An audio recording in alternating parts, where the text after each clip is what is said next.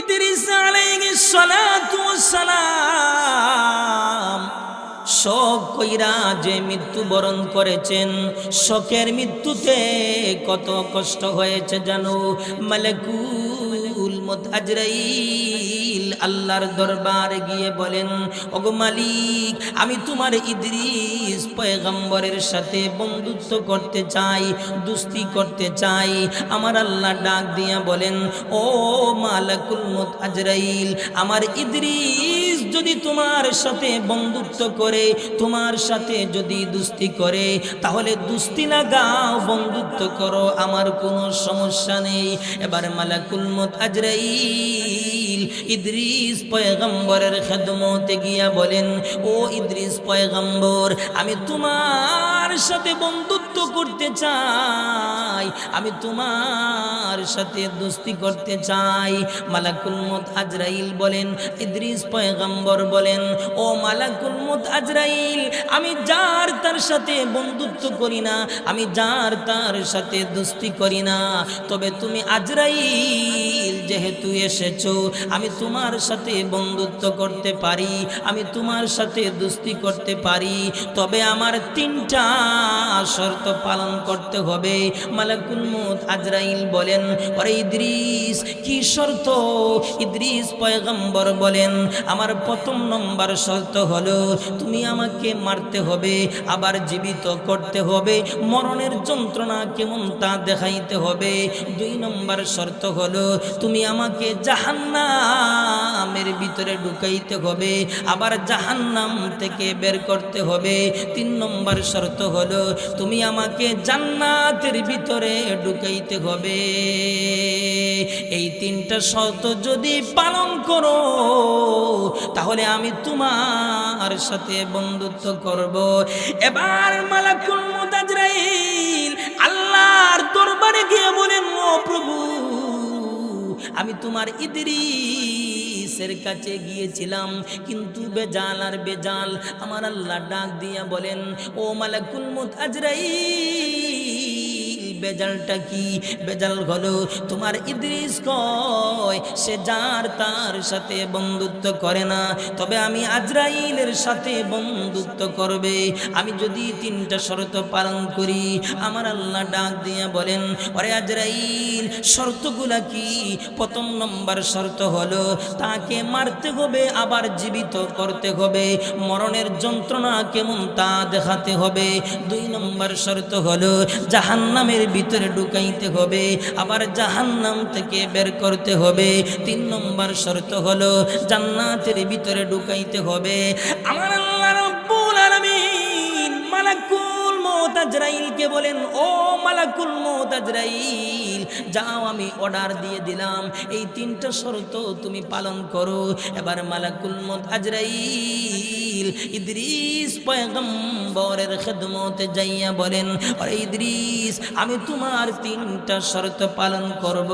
এবার মালাকুল মউত আজরাইল ইদ্রিস পয়গম্বরকে মারলেন। আবার আল্লামা মাওলানা আবু ইউসুফ আহমদী সাহেব জামাত বারকাতুহুম আপনাদের খেদমতে বয়ান করেছেন, চমৎকার বয়ান করেছেন।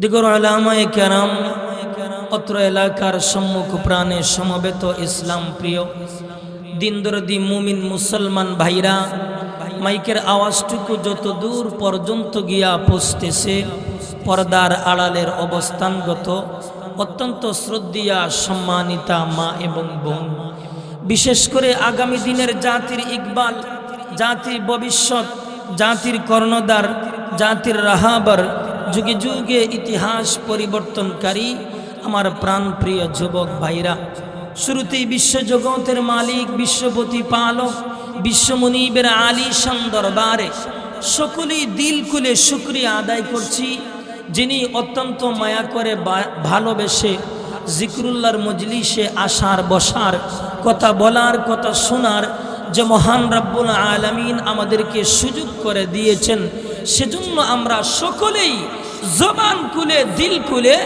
মালিকের দরবারে শুকরিয়া আদায় করছি। সকলে আওয়াজ দিয়া কোন আলহামদুলিল্লাহ। আমার ভাই, মাহফিলের সৌন্দর্য হলো এই যে খালি জায়গা যেগুলো আছে মেহেরবানি করে একটু আমরা পূরণ করে নেই। পিছনের বাইরে একটু মেহেরবানি করে সামনের দিকে চলে আসি।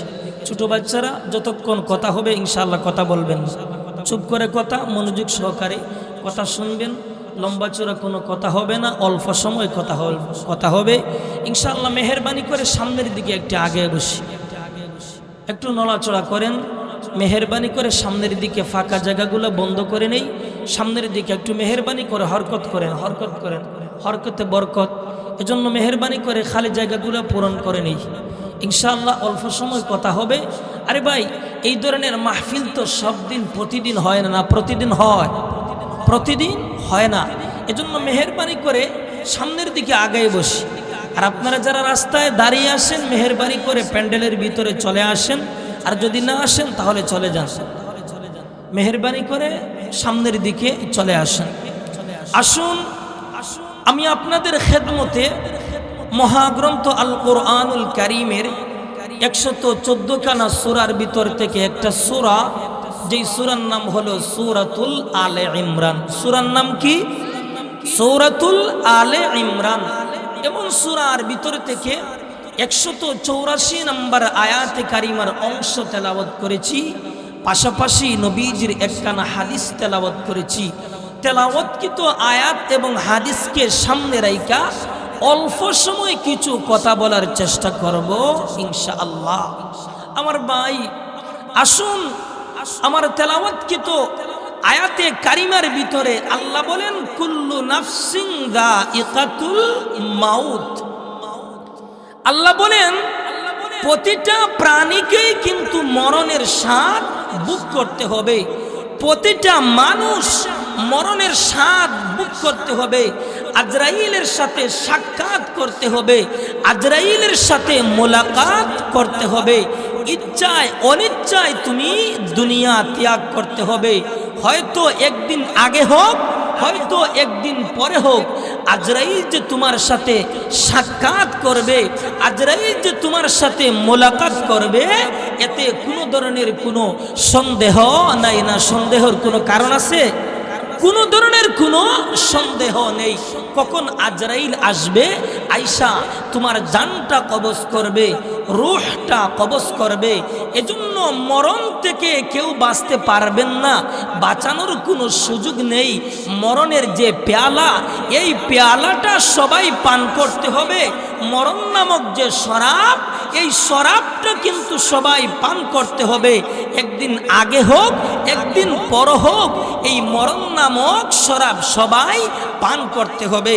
এজন্য কবির ভাষায় কবি বলেন মাউতু কাসিন কুল্লু নাসিন শারিবু কাবরু বাইতিন কুল্লু নাসিন দাখিলু। কবি বলেন মরণের যে পেয়ালা, এই পেয়ালাটা সবাই পান করতে হবে। কবর নামক যে গর্ত, অন্ধকার যে গর্ত, এই গর্তের ভিতরে সবাই একদিন না একদিন ঢুকতে হবে। এতে কোনো ধরনের কোনো সন্দেহ নাই। কথা বলেন ঠিক কিনা? এজন্য ভাই মরণ থেকে বাঁচতে পারবেন না, বাঁচানোর কোনো সুযোগ নেই। তুমি মাটির নিচে থাকো আর পানির নিচে থাকো, রাজপ্রসাদের ভিতরে থাকো, যেখানেই থাকো, আজরাইল কিন্তু তোমার সাথে সাক্ষাৎ করবে, আজরাইল কিন্তু তোমার সাথে মোলাকাত করবে। এজন্য আল্লাহ বলেন আইনামা তাকুনু ইউদরিকুমুল মাউতু ওয়ালাউ কুনতুম ফি বুরুজিম মুশাইয়াদা। আল্লাহ বলেন তুমি মাটির নিচে থাকো আর পানির নিচে থাকো আর রাজপ্রসাদের ভিতরে থাকো, যেখানেই থাকো, আজরাইল কিন্তু তোমাকে পাকড়াও করবে, আজরাইল কিন্তু তোমাকে ধরবে। এতে কোনো ধরনের কোনো সন্দেহ নাই। কথা বলেন ঠিক কিনা? আমার ভাইয়েরা, মালাকুল মউত আজরাইল আল্লাহর পয়গম্বর দাউদ আলাইহিস সালাতু ওয়াস সালামের কামরার ভিতরে প্রবেশ করলেন। দাউদ পয়গম্বর জিজ্ঞাসা করলেন মান আনতা, আপনি কে? মালাকুল মউত আজরাইল বলেন আনা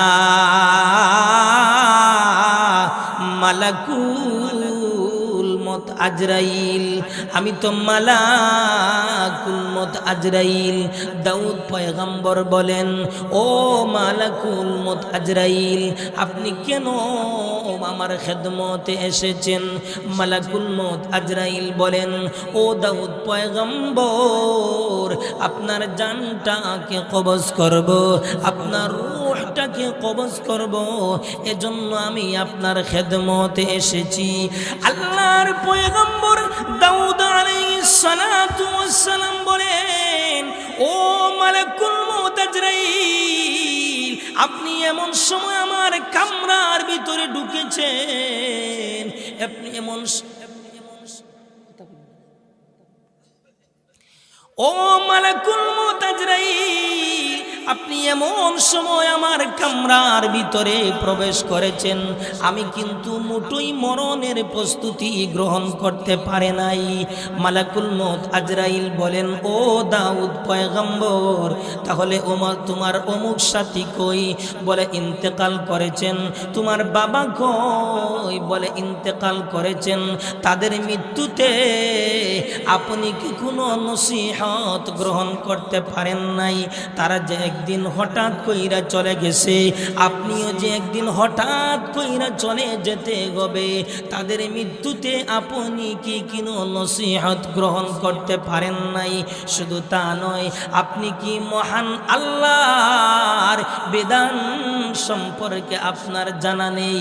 আল্লাহ বলেন, লিকুল্লি উম্মাতিন আজাল, ইদা জাআ আজালুহুম ফালা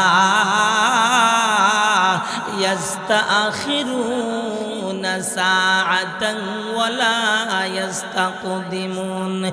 আজল যখন চলে আসবে, মালাকুল মউত যখন চলে আসবে, তুমি সামনের দিকেও যেতে পারবে না, পেছনের দিকেও যেতে পারবে না। এই অবস্থায় তোমার জানটাকে কবজ করা হবে। এই বলে মালাকুল মউত আজরাইল দাউদ পয়গম্বরের জানটাকে কবজ করলেন। আজল যখন চলে আসবে, আজরাইল যখন চলে আসবে, তখন তুমি সামনের দিকেও যেতে পারবে না, পেছনের দিকেও আসতে পারবে না। এই অবস্থায় তোমার জানটাকে কবজ করা হবে। এজন্য ভাই, মরণের প্রস্তুতি গ্রহণ করতে হবে, এমন জীবন গঠন করতে হবে যেই জীবন গঠন করতে যাইয়া তুমি ভালো রেজাল্ট হাতে নিয়া, ভালো ফলাফলটা হাতে নিয়া আখিরাতের দিকে, পরকালের দিকে, জান্নাতের দিকে রওনা দিতে পারো। এজন্য পরকাল বাবুক বান্দারা বলেছেন, আনতাল্লাযী ওয়ালাদাতকা উম্মুকা বাকিয়ান ওয়ান নাসু হাওলাকা ইয়াদহাকুনা সুরুরা ফাজহাদ লিনাফসিকা আন তাকুনা ইদা বাকাউ ফি ইয়াউমি মাউতিকা দাহিকাম মাসরুরা। যখন তুমি এসেছিলে ববে, কেঁদেছিলে তুমি একা, হেসেছিলে সবে, এমন জীবন তুমি করিবে গঠন, মরণে হাসিবে তুমি, কাঁদিবে ভুবন। এমন জীবন তুমি গঠন করো, এমন জীবন তুমি পরিচালনা করো, যেই জীবনটা গঠন করতে যাইয়া সমস্ত জগৎ, সমস্ত দুনিয়া, সমস্ত পৃথিবী যেন তোমার জন্য কান্নাকাটি করে, আর তুমি যেন মরণের সময় হাসতে হাসতে আসল বাড়ির দিকে, আখিরাতের দিকে, পরকালের দিকে, জান্নাতের দিকে রওনা দিতে পারো। জোরে কন্না সুবহানাল্লাহ। এজন্য ভাই, বেশি বেশি কইরা মরণের কথা স্মরণ করবেন, আর মরণের প্রস্তুতি গ্রহণ করবেন। আল্লাহর রাসূল বলেন, ও আমার মায়ার উম্মতেরা, তোমরা বেশি বেশি কইরা মরণের কথা স্মরণ করো। বেশি বেশি কইরা যদি মরণের কথা স্মরণ করো, তাহলে তোমাদের দিলটা তাজা থাকবে, তোমাদের দিলটা সতেজ থাকবে। শুধু তা নয়, আল্লাহর রাসূল বলেন, ও আমার মায়ার উম্মতেরা, তোমরা যদি বেশি বেশি কইরা মরণের কথা স্মরণ করো, তাহলে মরণের যে একটা যন্ত্রণা আছে, মরণের যে একটা কষ্ট আছে, এই কষ্টটা মহান আল্লাহ দূর কইরা দেবেন। জোরে কন্না সুবহানাল্লাহ। আমার ভাইরা, বেশি বেশি কইরা মরণের কথা যদি স্মরণ করেন তাহলে আপনার আমার অন্তরের ভিতরে দুনিয়ার যে একটা প্রেম আছে, দুনিয়ার যে একটা ভালোবাসা আছে, এই ভালোবাসাটা অন্তর থেকে দূর হইয়া আখিরাতের মহব্বত, পরকালের মহব্বত, জান্নাতের মহব্বত অন্তরের ভিতরে চলে আসবে। জুরে কন্না সুবহানাল্লাহ। আম্মা জান আয়েশা বলেন, ইয়া রাসূলুল্লাহ, ইয়া হাবিবাল্লাহ, ওগো নবীজি, হাসরের ময়দানে শাহাদত প্রাপ্ত ব্যক্তি ছাড়া কেউ কি শহীদের মর্যাদা লাভ করতে পারবেন? আল্লাহর রাসূল বলেন, ওরে আয়েশা, কোনো বান্দা বান্দি যদি দৈনন্দিন যদি প্রতিদিন যদি 20 বার মরণের কথা স্মরণ করে, ওই বান্দা বান্দিকে মহান আল্লাহ শহীদের মর্যাদা লাভ করে দেন। সুবহানাল্লাহ।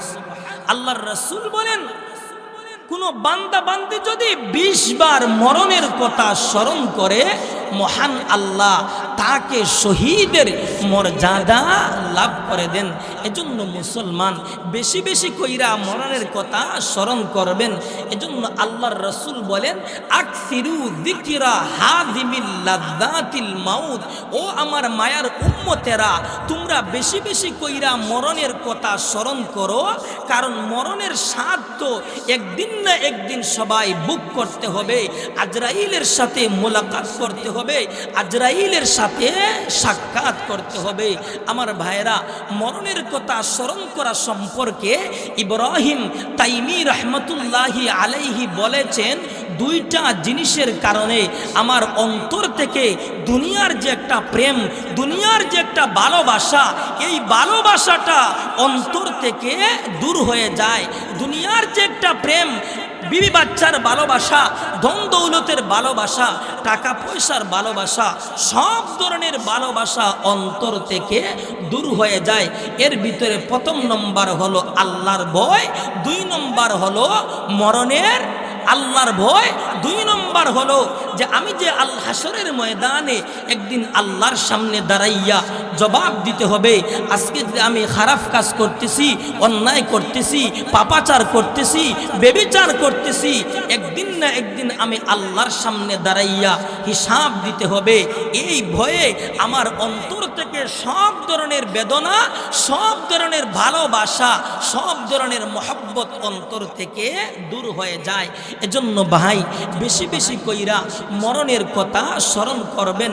মরণের কথা স্মরণ করার অর্থ আবার ওই নয় যে তুমি একটা তাসবিহ হাতে নিয়া শুধুমাত্র জপতে থাকলা, মৃত্যু মৃত্যু মৃত্যু মৃত্যু, না, এইভাবে না।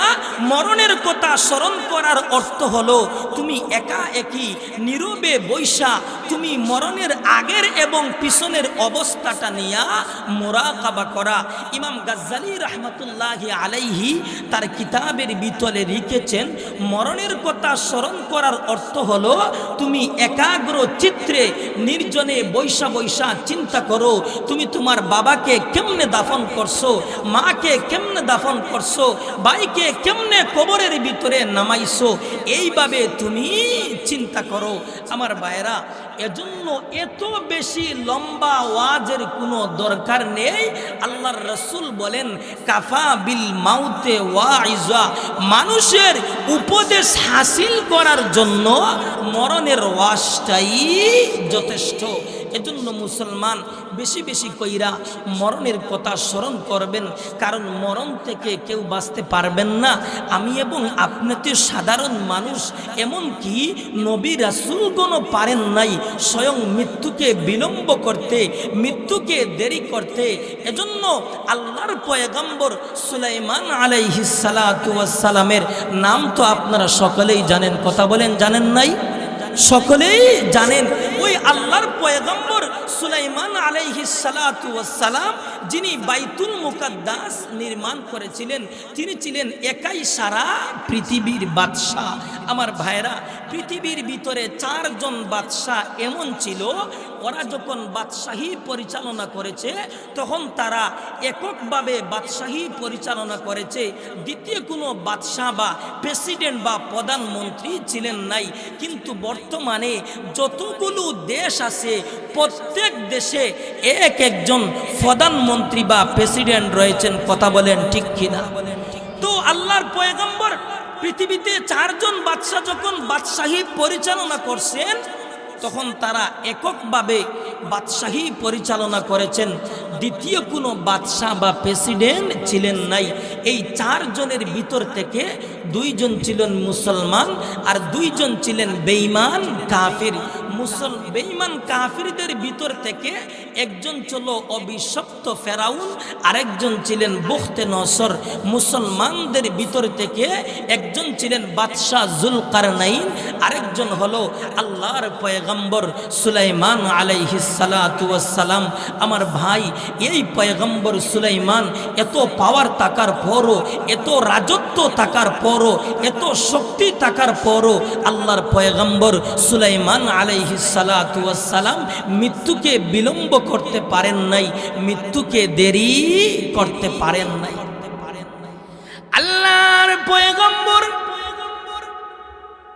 সুলাইমান আলাইহিস সালাতু ওয়াস সালামের রাজত্ব শুধুমাত্র মানুষের উপর ছিল তা নয়, বরং মানব দানব পশু পাখি সবার উপরই ছিল তার রাজত্ব, এমনকি জিনদের উপরই ছিল তার রাজত্ব। তাই জিনেরা আল্লাহর পয়গম্বর সুলাইমানের কথা মতো কাজ করত। আল্লাহর পয়গম্বর সুলাইমান আলাইহিস সালাতু ওয়াস সালাম যখন বাইতুল মুকাদ্দাস নির্মাণ করার জন্য সিদ্ধান্ত করলেন, কিন্তু কাজ শুরু করলেন দাউদ আলাইহিস সালাতু ওয়াস সালাম, তিনি শেষ করতে পারেন নাই। তারপর আল্লাহর পয়গম্বর সুলাইমান ইবনে দাউদ আলাইহিস সালাতু ওয়াস সালাম কাজ শুরু করলেন, জিনদের মাধ্যমে কাজ শুরু করলেন, জিনদের মাধ্যমে কাজটা শেষ করলেন। বিরাট বড় বড় পাথর, কয়েক হাজার টন ওজনের পাথর বিভিন্ন দূর দূরান্তর অঞ্চল থেকে জিনদের মাধ্যমে বহন কইরা নিয়ে আইসা আল্লাহর পয়গম্বর সুলাইমান আলাইহিস সালাতু ওয়াস সালাম বাইতুল মুকাদ্দাস নির্মাণ করেছিলেন। আল্লাহর পয়গম্বর সুলাইমান আলাইহিস সালাতু ওয়াস সালামের অভ্যাস ছিল তিনি প্রতিদিন বাইতুল মুকাদ্দাসের পাশে যাইতেন, বাইতুল মুকাদ্দাসের পাশে যাইয়া একটা লাঠির উপর বর দিয়ে দাঁড়িয়ে থাকতেন। জিনেরা তার ভয়ে তাকে দেখা নীরবে নীরবে কাজ করত। এইভাবে বাইতুল মুকাদ্দাসের 4 ভাগের 3 ভাগের কাজ শেষ হয়ে যায়, শুধুমাত্র 1 ভাগের কাজ বাকি রয়ে যায়। একদিন আল্লাহর পয়গম্বর সুলাইমান আলাইহিস সালাতু ওয়াস সালাম বাইতুল মুকাদ্দাসের পাশে লাঠির উপর বর দিয়ে দাঁড়িয়ে আছেন।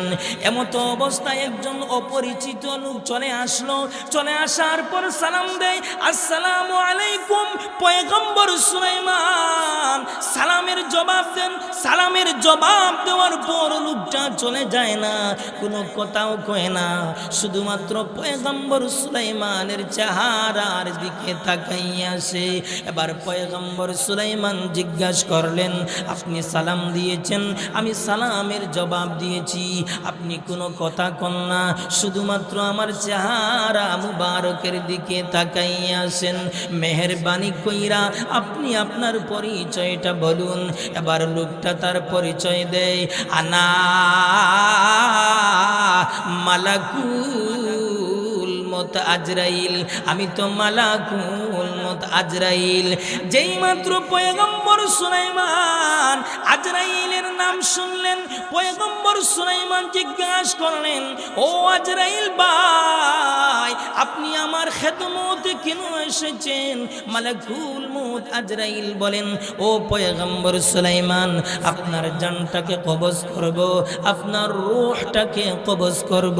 পয়গম্বর সুলাইমান বলেন, তাই নাকি? বলে, হ্যাঁ, তোমার জানটা কবজ করব। মালাকুল মউত আজরাইল আজরাইল বলেন, ও পয়গম্বর সুলাইমান, আপনি কি আমার দায়িত্ব সম্পর্কে আপনার জানা নেই?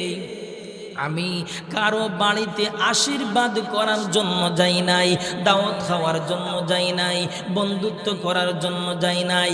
আমার দায়িত্ব হলো মানুষের জানটা কবজ করা। সুতরাং আপনার খেদমতে এসেছি, আপনার জানটাকে কবজ করব। এবার পয়গম্বর সুলাইমান বাইতুল মুকাদ্দাসের দিকে তাকাইলেন।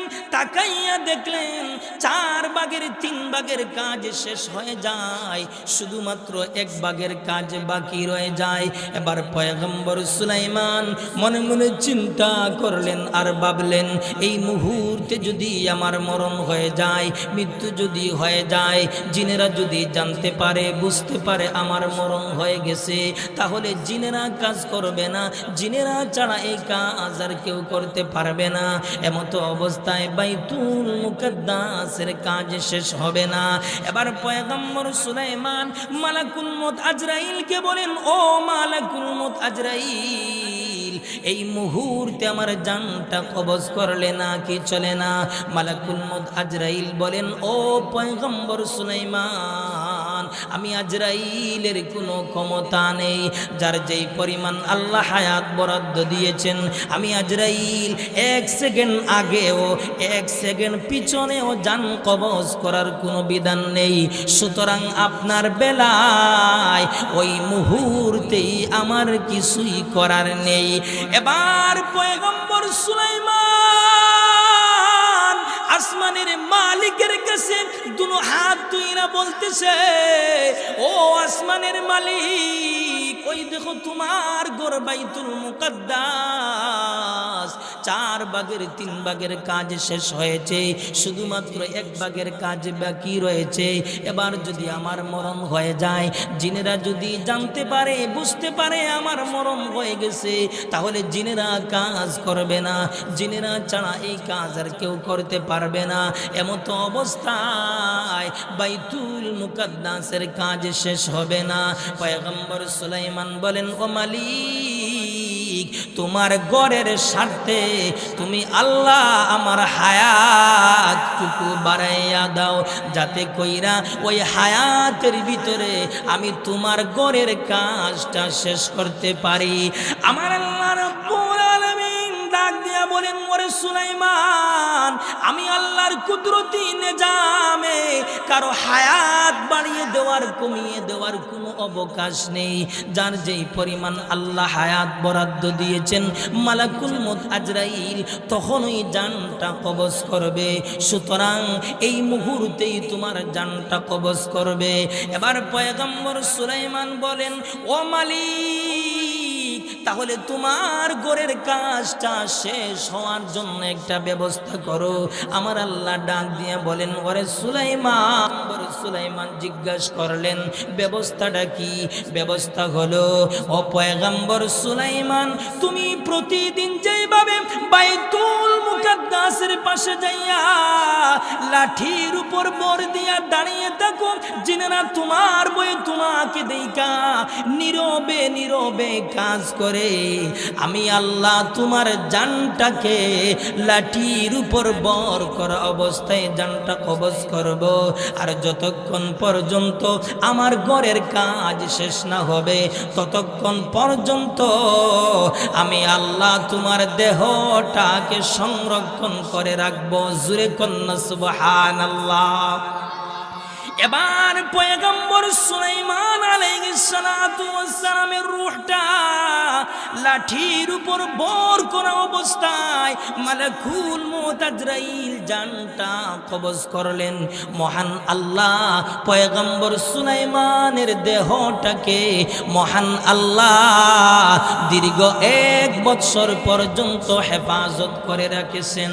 এবার দীর্ঘ 1 বছর পর্যন্ত জিনেরা 24 ঘন্টা কাজ করতেছে, কারণ পয়গম্বর সুলাইমান 24 ঘন্টা লাঠির উপর বর দিয়ে দাঁড়িয়ে আছে।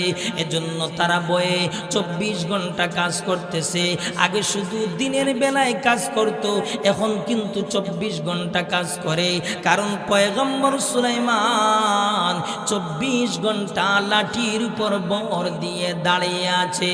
দীর্ঘ 1 বছর 24 ঘন্টা কাজ হওয়ার পর বাইতুল মুকাদ্দাসের যখন কাজটা শেষ হয়ে যায়, হঠাৎ একদিন পয়গম্বর সুলাইমানের দেহটা মাটিতে পড়ে যায়। এবার জিনেরা দৌড় দিয়া চলে আসলো, আয়েশা দেখলো আল্লাহর পয়গম্বর সুলাইমান আরো বহু আগে ইন্তেকাল করছেন। আল্লাহু আকবার। দেখা যায় পয়গম্বর সুলাইমান কিন্তু আরো বহু আগে ইন্তেকাল করছেন। এবার চিন্তা করে দেখুন, যেই পয়গম্বর সুলাইমান আলাইহিস সালাতু ওয়াস সালাম এত পাওয়ার থাকার পরও, এত রাজত্ব থাকার পরও তিনিও কিন্তু মৃত্যুকে বিলম্ব করতে পারেন নাই, মৃত্যুকে দেরি করতে পারেন নাই। এজন্য মরণ থেকে কেউ বাঁচতে পারবেন না, বাঁচার কোনো সুযোগ নেই, বাঁচার কোনো ব্যবস্থা নেই। মাইকটা একটু আগে দেন তো। বাঁচার কোনো সুযোগ নেই, মরণ থেকে বাঁচার কোনো ব্যবস্থা নেই। কখন যেন আজরাইল চলে আসবে, মালাকুল মউত আজরাইল চলে আসবে, কেউ বলতে পারবেন না। এবার আসুন, যার মরণ যেখানে যেইভাবেই হবে, মালাকুল মউত আজরাইল সেখানে যাইয়া তোমার জানটাকে কবজ করবেন। তোমার মরণ যদি লিখা থাকে এই মাহফিলে, তাহলে মালাকুল মউত আজরাইল এই মাহফিলে আইসা তোমার জানটাকে কবজ করবে। তোমার মরণ যদি লিখা থাকে গাড়ির নিচে, মালাকুল মউত আজরাইল সেখানে যাইয়া তোমার জানটাকে কবজ করবে। মালাকুল মউত আজরাইল সেখানে যাইয়া তোমার রূহটাকে কবজ করবে। তোমার মরণ যদি লিখা থাকে দুশমনের হাতে, তাহলে মালাকুল মউত আজরাইল সেখানে যাইয়া তোমার জানটাকে কবজ করবে। এক কথায়, যার মরণ যেখানে যেইভাবেই হবে, মালাকুল মউত আজরাইল সেখানে যাইয়া তোমার জানটাকে কবজ করা হবে। এজন্য মরণ থেকে কেউ বাঁচতে পারবেন না, বাঁচার কোনো সুযোগ নেই, বাঁচার কোনো ব্যবস্থা নেই। এটা কইল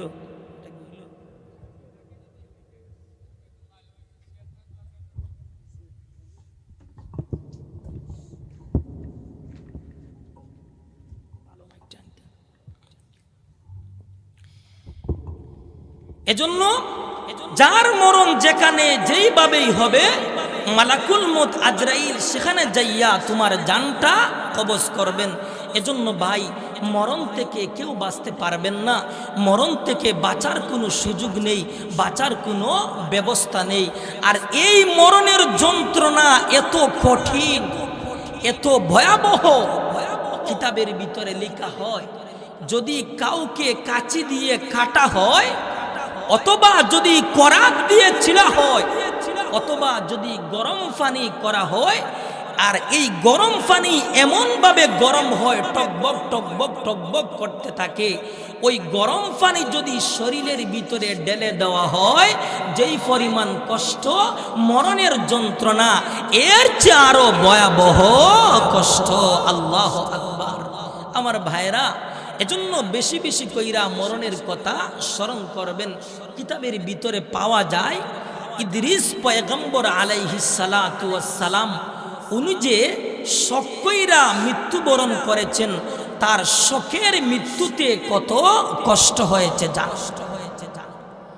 কিতাবের ভিতরে পাওয়া যায় আল্লাহর পয়গম্বর ইদ্রিস আলাইহিস সালাতু ওয়াস সালাম শোক কইরা যে মৃত্যুবরণ করেছেন, শোকের মৃত্যুতে কত কষ্ট হয়েছে জানো? মালাকুল মউত আজরাইল আল্লাহর দরবারে গিয়ে বলেন, ওগো মালিক, আমি তোমার ইদ্রিস পয়গম্বরের সাথে বন্ধুত্ব করতে চাই, দুস্তি করতে চাই। আমার আল্লাহ ডাক দিয়া বলেন, ও মালাকুল মউত আজরাইল, আমার ইদ্রিস যদি তোমার সাথে বন্ধুত্ব করে, তোমার সাথে যদি দুস্তি করে, তাহলে দুস্তি লাগাও, বন্ধুত্ব করো, আমার কোনো সমস্যা নেই। এবার মালাকুল মউত আজরাইল ইদ্রিস পয়গম্বরের খেদমতে গিয়া বলেন, ও ইদ্রিস পয়গম্বর, আমি তোমার সাথে বন্ধুত্ব করতে চাই, আমি তোমার সাথে দোস্তি করতে চাই। মালাকুল মউত আজরাইল বলেন, ইদ্রিস পয়গম্বর বলেন, ও মালাকুল মউত আজরাইল, আমি যার তার সাথে বন্ধুত্ব করি না, আমি যার তার সাথে দোস্তি করি না, তবে তুমি আজরাইল যেহেতু এসেছো, আমি তোমার সাথে বন্ধুত্ব করতে পারি, আমি তোমার সাথে দোস্তি করতে পারি, তবে আমার 3টা শর্ত পালন করতে হবে। মালাকুল মউত আজরাইল বলেন, আরে ইদ্রিস, কি শর্ত? ইদ্রিস পয়গম্বর বলেন, আমার 1 নম্বর শর্ত হলো তুমি আমাকে মারতে হবে, আবার জীবিত করতে হবে, মরণের যন্ত্রণা কেমন তা দেখাইতে হবে। 2 নম্বর শর্ত হলো তুমি আমাকে জাহান্নামের ভিতরে ঢুকাইতে হবে, আবার জাহান্নাম থেকে বের করতে হবে। 3 নম্বর শর্ত হলো তুমি আমাকে জান্নাতের ভিতরে ঢুকাইতে হবে। এই 3টা শর্ত যদি পালন করো, তাহলে আমি তোমার সাথে বন্ধুত্ব করব। এবার মালাকুল মউত আজরাইল আল্লাহর দরবারে গিয়ে বলেন, ও প্রভু, আমি তোমার ইদ্রিসের কাছে গিয়েছিলাম, কিন্তু বেজাল আর বেজাল। আমার আল্লাহ ডাক দিয়া বলেন, ও মালাকুল মউত আজরাইল, বেজালটা কি? বেজাল হলো তোমার ইদ্রিস কয় সে যার তার সাথে বন্ধুত্ব করে না, তবে আমি আজরাইলের সাথে বন্ধুত্ব করবে, আমি যদি 3টা শর্ত পালন করি। আমার আল্লাহ ডাক দিয়া বলেন, ওরে আজরাইল, শর্তগুলা কি? 1 নম্বর শর্ত হলো তাকে মারতে হবে, আবার জীবিত করতে হবে, মরণের যন্ত্রণা কেমন তা দেখাতে হবে। 2 নম্বর শর্ত হলো জাহান্নামের ভিতরে ঢুকাইতে হবে, আবার জাহান্নাম থেকে বের করতে হবে। 3 নম্বর শর্ত হলো জান্নাতের ভিতরে ঢুকাইতে হবে। আমার আল্লাহ রাব্বুল আলামিন মালাকুল মউত আজরাইলকে বলেন, ও মালাকুল মউত আজরাইল, যাও, আমি অর্ডার দিয়ে দিলাম, এই 3টা শর্ত তুমি পালন করো। এবার মালাকুল মউত আজরাইল ইদ্রিস পয়গম্বরের খেদমতে যাইয়া বলেন, আরে ইদ্রিস, আমি তোমার 3টা শর্ত পালন করব। এবার মালাকুল মউত আজরাইল ইদ্রিস পয়গম্বরকে মারলেন, আবার জীবিত করলেন, আর মরণের যন্ত্রণা কেমন তা দেখাইলেন। এবার মালাকুল মউত আজরাইল বলেন, ওরে ইদ্রিস, এবার আপনি আমার সাথে বন্ধুত্ব করুন। বলে না, আমার 2 নম্বর শর্ত পালন করতে হবে, জাহান্নামের ভিতরে ঢুকাইতে হবে, আবার জাহান্নাম থেকে বের করতে হবে। এবার মালাকুল মউত আজরাইল ইদ্রিস পয়গম্বরকে জাহান্নামের ভিতরে ঢুকাইলেন, আবার জাহান্নাম থেকে বের করলেন। এবার আপনি আমার সাথে বন্ধুত্ব করুন। বলে না, আমার 3 নম্বর শর্ত পালন করতে হবে, তুমি আমাকে জান্নাতের ভিতরে ঢুকাইতে হবে। এবার মালাকুল মউত আজরাইল ইদ্রিস পয়গম্বরকে জান্নাতের ভিতরে ঢুকাইলেন। জান্নাতের ভিতরে ঢুইকা ইদ্রিস পয়গম্বর বলেন, ও মালাকুল মউত আজরাইল, মানুষের একবার মরণ হয়, মানুষ একবার জাহান্নামে যায়, মানুষ একবার জান্নাতে যায়, সুতরাং জান্নাতে এসেছি, আর আমি বের হব না। জোরে কন্যা সুবহানাল্লাহ। আমার ভাইয়েরা, ওই ইদ্রিস পয়গম্বর শখ কইরা যে মৃত্যুবরণ করছেন, শখের মৃত্যুতে কত কষ্ট হয়েছে জানো? কিতাবের ভিতরে লেখা হয়, যদি একটা জীবন্ত বকরির দুটি পা যদি উপরের দিকে লটকানো হয়, তাজা বকরির তাজা চামড়া যদি এক টান দিয়া যদি নাভি বরাবর আনা হয়, আর এক টান দিয়া তাজা বকরির তাজা চামড়া যদি গলা বরাবর আনা হয়, আর এক টান দিয়া তাজা বকরির সমস্ত তাজা চামড়া গায়ে থেকে খুলতে যেই পরিমাণ কষ্ট, শখের মৃত্যুতে ইদ্রিস পয়গম্বরের এর চেয়ে আরো ভয়াবহ কষ্ট হয়েছে। আল্লাহু আকবার। এবার চিন্তা করছেন মরণের যন্ত্রণা কত ভয়াবহ। এই মরণ থেকে কেউ বাঁচতে পারবেন না, বাঁচার কোনো সুযোগ নেই, কোনো সিস্টেম নেই। আমার ভাইরা, শুধু তা নয়, মানুষের যখন মরণের সময় চলে আসে, মানুষের যখন মরণের দিন গনিয়ে আসে, তখন তার তিনজন বন্ধুর ভিতর থেকে সবচেয়ে ভালোবাসার যে বন্ধু, বিআইপি বন্ধুকে ডাক দিয়া বলে, বন্ধু আমার, আজকে আমার মুসিবতের সময়, বিপদের সময় মেহেরবানি কইরা তুমি আমাকে একটু সাহায্য করো, সহযোগিতা করো। বন্ধু ডাক দিয়া বলবে, বন্ধুরে, দুনিয়ার ভিতরে আমি তোর অনেক খেদমত করছি, আমি সব সময় তোর সঙ্গী ছিলাম, কিন্তু আজকে আমার কিছুই করার নেই। তোর মরণের সাথে সাথেই কিন্তু আমি আরেকজনের সাথে বন্ধুত্ব করব, এটা হলো আমার নীতি। মানুষ তো মনে করে আমি আপন, আমি আপন না, আমি আপন হওয়ার একটা মানুষকে ভাব দেখাই, এইভাবে আমি মানুষকে কিন্তু ধোঁকা দিয়ে থাকি। দুই নম্বর বন্ধুকে ডাক দিয়া বলবে, বন্ধু আমার, আজকে মুসিবতের সময়, বিপদের সময় মেহেরবানি কইরা তুমি আমার জন্য একটু সাহায্য করো।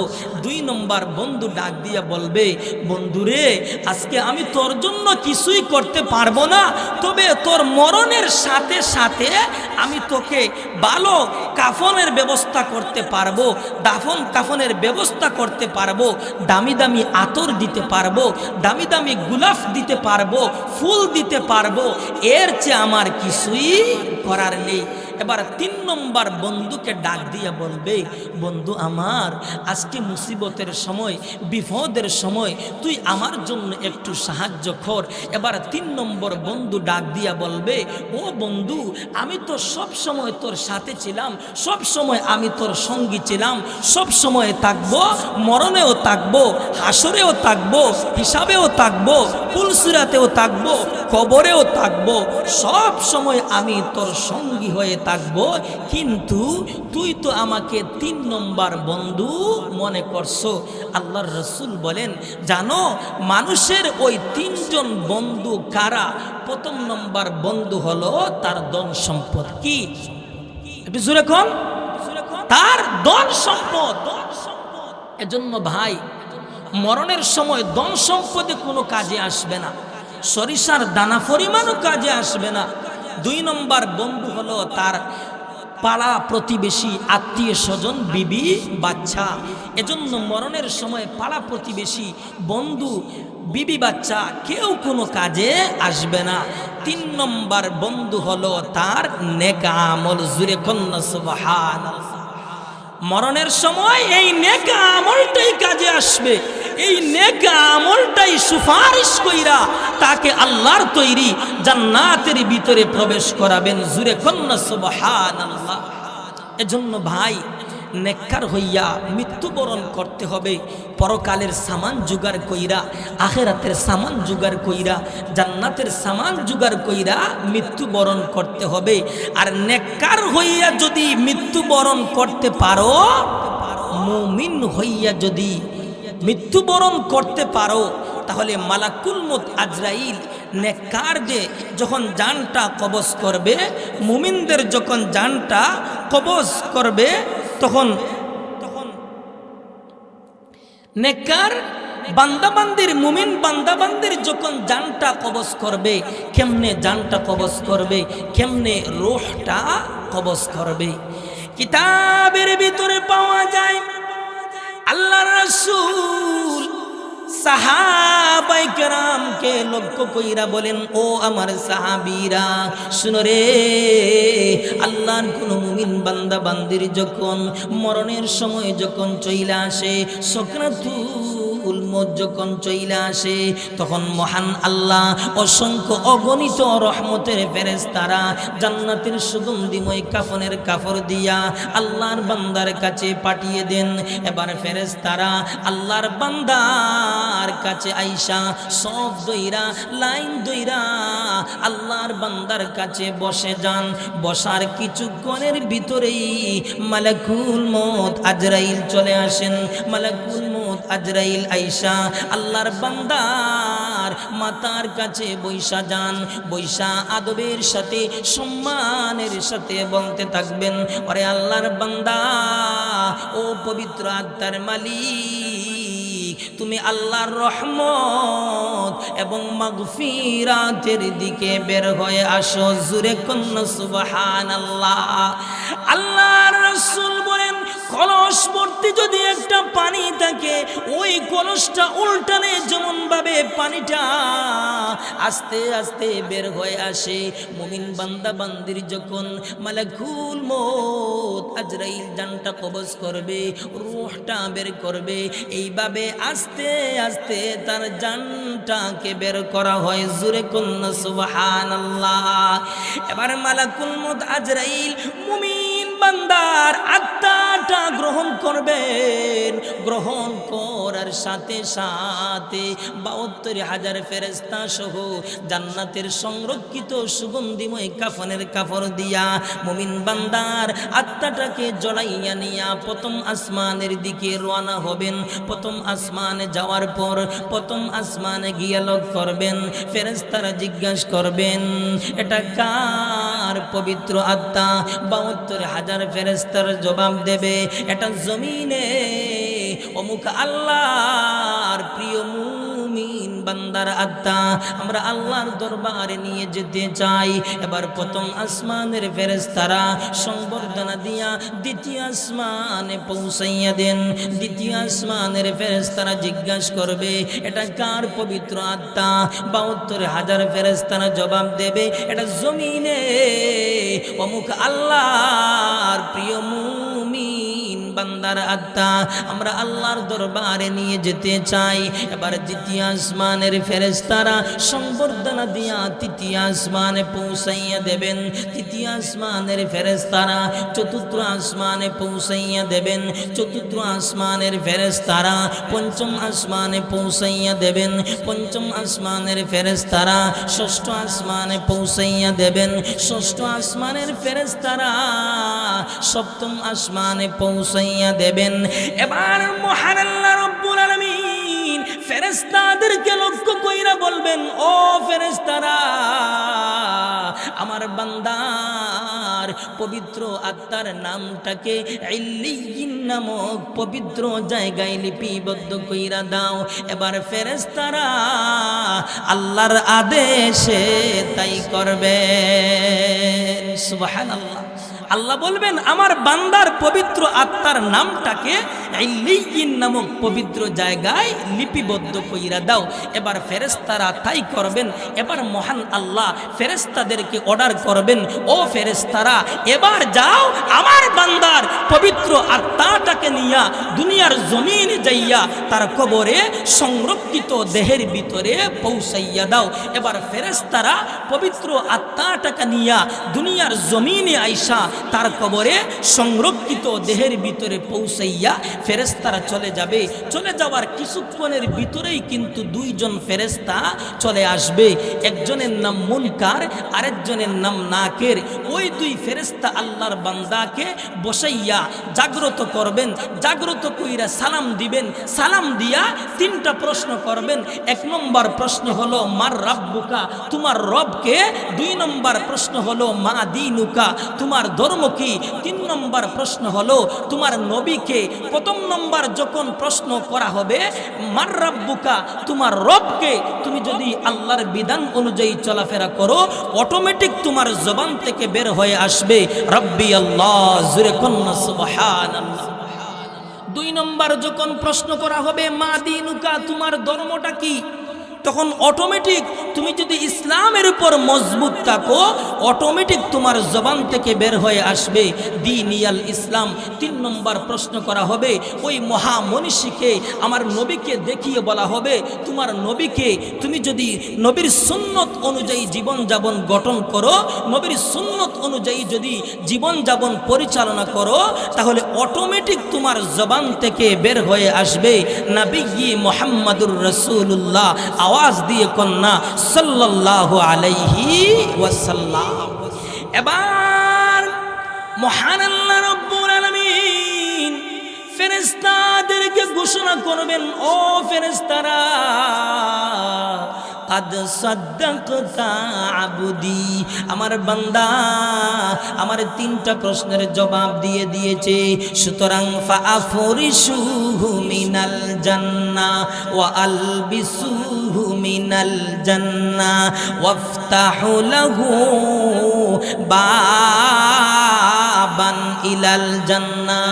আমার আল্লাহ ডাক দিয়া বলবেন, ও ফেরেশতারা, আমার বান্দার জান্নাতি, আমার বান্দার কবরে জান্নাতি বিছানা বিছাইয়া দাও, আমার বান্দার গায়ে জান্নাতি পোশাক লাগিয়ে দাও, আমার বান্দার কবরের দিকে জান্নাতের একটা দরজা খুলে দাও, যাতে কইরা আমার বান্দার কবরে জান্নাতের নাজ নিয়ামত পৌঁছতে পারে।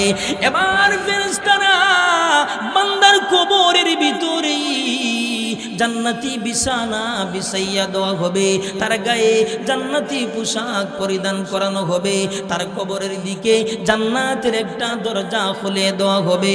এবার বান্দা কবরের জগৎ থেকে জান্নাতের নাজ নিয়ামত ভোগ করবে।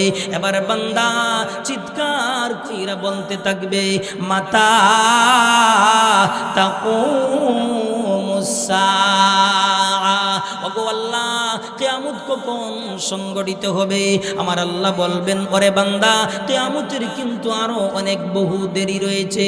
বান্দা বলবে, মালিক তুমি তাড়াতাড়ি কিয়ামত কায়েম করো। আল্লাহ বলবেন, ওরে বান্দা কেন কিয়ামত তাড়াতাড়ি কায়েম করব? এবার বান্দা বলবে, ও মালিক আমি কবরের জগৎ থেকে জান্নাতের আংশিক নাজ নিয়ামতগুলো আমি ভোগ করতেছি। ও মালিক তুমি যদি কিয়ামত তাড়াতাড়ি কায়েম করো তাহলে হিসাব নিকাশ হবে, হিসাব নিকাশ হওয়ার পর যদি জান্নাতি হয়ে যায় তাহলে সমস্ত জান্নাতের নাজ নিয়ামত ভোগ করতে পারবো। আর কিয়ামত যদি কায়েম করতে দেরি করেন তাহলে জান্নাতের নাজ নিয়ামত ভোগ করা আমার জন্য দেরি হয়ে যাবে। এজন্য তুমি তাড়াতাড়ি কিয়ামত কায়েম করো। এবার আল্লাহ বলবেন, ওরে বান্দা না না, কিয়ামতের কিন্তু আরো অনেক বহু দেরি রয়েছে। এবার বান্দা বলবে, ও মালিক তাহলে যে আমার যে সময় কাটতেছে না, আমার সময় কাটানোর জন্য একটা ব্যবস্থা কইরা দাও। এবার মহান আল্লাহ ফেরেশতাদেরকে অর্ডার করবেন, ও ফেরেশতারা আমার বান্দার সময় কাটানোর জন্য একটা ব্যবস্থা কইরা দাও। এবার ফেরেশতারা জান্নাতি একটা আকর্ষণীয় তসবিহ, সুন্দর একটা তাসবিহ নিয়া বান্দার হাতে দিয়া বলবেন, ওরে বান্দা তুমি ওই তাসবিহটা জপতে থাকো। এবার বান্দার হাতে যখন আকর্ষণীয় তাসবিহ দেওয়া হবে, এবার বান্দা তাসবিহটা দেখা বারবার উল্টাইতে পাল্টাইতে থাকবে। উল্টাইয়া পাল্টাইয়া যখন দেখতে থাকবে, হঠাৎ কইরা তাসবির সুতা শিলে যাবে। তাসবির সুতা শিলে যাওয়ার পর এবার দানাগুলা চতুর্দিকে ছড়িয়ে যাবে। এবার বান্দা বলবে, আহারে এত সুন্দর আমাকে তাসবিহ দেওয়া হয়েছে, কিন্তু তাসবির সুতা শিলে যাওয়ার কারণে গুলা দানাগুলা চতুর্দিকে ছড়িয়ে গেছে। এবার বান্দা ফেরেশতারা দেখার আগে তাসবির দানাগুলা সুতার ভিতরে ঢুকাইতে থাকবে। ঢুকাইতে ঢুকাইতে হঠাৎ কইরা তার কানে একটা আওয়াজ চলে আসবে। এবার বান্দা ডাক দিয়া বলবেন, ও ফেরেশতারা এটা কিসের আওয়াজ? ফেরেশতারা জবাব দেবে, এটা তো ইসরাফিলের সিংহার আওয়াজ। এবার বান্দা বলবে, ও ফেরেশতারা আল্লাহ না বললেন কোটি কোটি কোটি বৎসর পর কিয়ামত কায়েম হবে। এত দেখি আমি তাসবির দানাগুলা সুতার ভিতরে ঢুকাইতে পারলাম না, কিয়ামত কায়েম হয়ে গেছে। এবার ফেরেশতারা ডাক দিয়ে বলবেন, ওরে বান্দা, তুমি বলছো তাসবির দানাগুলা সুতার ভিতরে ঢুকাইতে পারো নাই, কিয়ামত কায়েম হয়ে গেছে। কিন্তু না রে বান্দা, তুমি যে তাসবির দানাগুলা সুতার ভিতরে ঢুকাইতেছো, ঢুকাইতে ঢুকাইতে কয়েকশো কোটি বৎসর পার হয়ে গেছে, তুমি কিন্তু টের পাও নাই। সুবহানাল্লাহ। এই হলো মহান আল্লাহ তার প্রিয় মুমিন বান্দাদের সাথে আচরণ। আর যদি বেঈমান হইয়া মৃত্যুবরণ করেন, বেনমাজি হইয়া যদি মৃত্যুবরণ করেন, তাহলে মালাকুল মউত আজরাইল বেনমাজি খবিস আত্মাটাকে গিয়া বলবেন, হে খবিস আত্মা, তাড়াতাড়ি বের হয়ে আয়, তাড়াতাড়ি বের হয়ে আয়। এবার মালাকুল মউত আজরাইল এই খবিস আত্মাটাকে নিয়া যখন প্রথম আসমানে চলে যাবেন, আমার আল্লাহ ডাক দিয়া বলবেন, ও আজরাইল, আর উপরের দিকে উঠো না, ওখানেই থামে যাও, আর উপরের দিকে উঠো না, এই খবিস আত্মাটাকে নিয়ে আর উপরের দিকে আসো না। এবার মহান আল্লাহ ফেরেশতাদেরকে অর্ডার করবেন, ও ফেরেশতারা, তোমরা এই খবিস আত্মাটাকে 7 জমিনের নিচে সিজ্জিন নামক স্থানে পাপিষ্ঠ বান্দাদের সাথে তার নামটা লিখে দাও। এবার ফেরেশতারা 7 জমিনের নিচে সিজ্জিন নামক স্থানে পাপিষ্ঠ বান্দাদের সাথে তার নামটা লিপিবদ্ধ করা হবে। এবার মহান আল্লাহ ফেরেশতাদেরকে আবার বলবেন, ও ফেরেশতারা, এবার যাও, তোমরা এই খবিস আত্মাটাকে নিয়া দুনিয়ার জমিনে যাইয়া তার কবরে সংরক্ষিত দেহের ভিতরে পৌঁছাইয়া দাও। এবার ফেরেশতারা এই খবিস আত্মাটা নিয়ে আইসা দুনিয়ার জমিনে আইসা তার কবরে সংরক্ষিত দেহের ভিতরে পৌঁছাইয়া ফেরেশতারা চইলা যাবেন। এবার মুহূর্তের ভিতরে আবার 2 জন ফেরেশতা চইলে আসবেন। 2 জন ফেরেশতা আইসা আল্লাহর বান্দাকে জাগ্রত কইরা বসাইয়া সালাম দিবেন। সালাম দিয়া 3টা প্রশ্ন করবেন, মার রাব্বুকা, তোমার রবকে, মা দিনুকা, তোমার ধর্ম কি, তোমার নবীকে। প্রথম নম্বর বলা হবে মার রাব্বুকা, তোমার রব কি। বান্দা বলবে হা হা লা আদরি, হায়রে আফসোস, আমি জানি না আমার রবকে। 2 নম্বর প্রশ্ন করা হবে মা দিনুকা, তোমার ধর্ম কি। হা হা লা আদরি, হায়রে আফসোস, আমি জানি না আমার ধর্ম কি। 3 নম্বর প্রশ্ন করা হবে ওমান হাদার রাজুলুল্লাযী বুইসা ফীকুম, তোমার নবীকে। বান্দা বলবে হা হা লা আদরি, হায়রে আফসোস, আমি জানি না আমার নবীকে। এবার যখন বান্দা এই 3টা প্রশ্নের জবাব যখন বান্দা দিতে পারবে না, আমার আল্লাহ ডাক দিয়া বলবেন, ও ফেরেশতারা, ওর কবরে জাহান্নামী বিছানা লাগাইয়া দাও, ওর গায়ে জাহান্নামী পোশাক লাগাইয়া দাও, ওর কবরের দিকে জাহান্নামের একটা দরজা খুলে দাও, যাতে কইরা ওর কবরের জগৎ থেকে জাহান্নামের আংশিক শাস্তি ভোগ করতে পারে। এবার ফেরেশতারা তার কবরে জাহান্নামী বিছানা বিছাইয়া দেওয়া হবে, জাহান্নামী পোশাক লাগাইয়া দেওয়া হবে, তার কবরের দিকে জাহান্নামের একটা দরজা খুলে দেওয়া হবে। এবার বান্দা কবরের জগৎ থেকেই জাহান্নামের আংশিক শাস্তি ভোগ করতে পারবে। এবার বান্দা চিৎকার কইরা বলতে থাকবে, মাতা তাকুমুস সাআ, ওগো আল্লাহ, কিয়ামত কখন সংগঠিত হবে। তার ধারণা হলো কিয়ামত যদি কায়েম হয়ে যায় তাহলে হিসাব নিকাশ শেষ হবে। হিসাব নিকাশ যদি শেষ হয়ে যায়, আমি যদি জাহান্নামী হয়ে যাই তাহলে জাহান্নামের ভিতরে চইলা যাব। তার ধারণা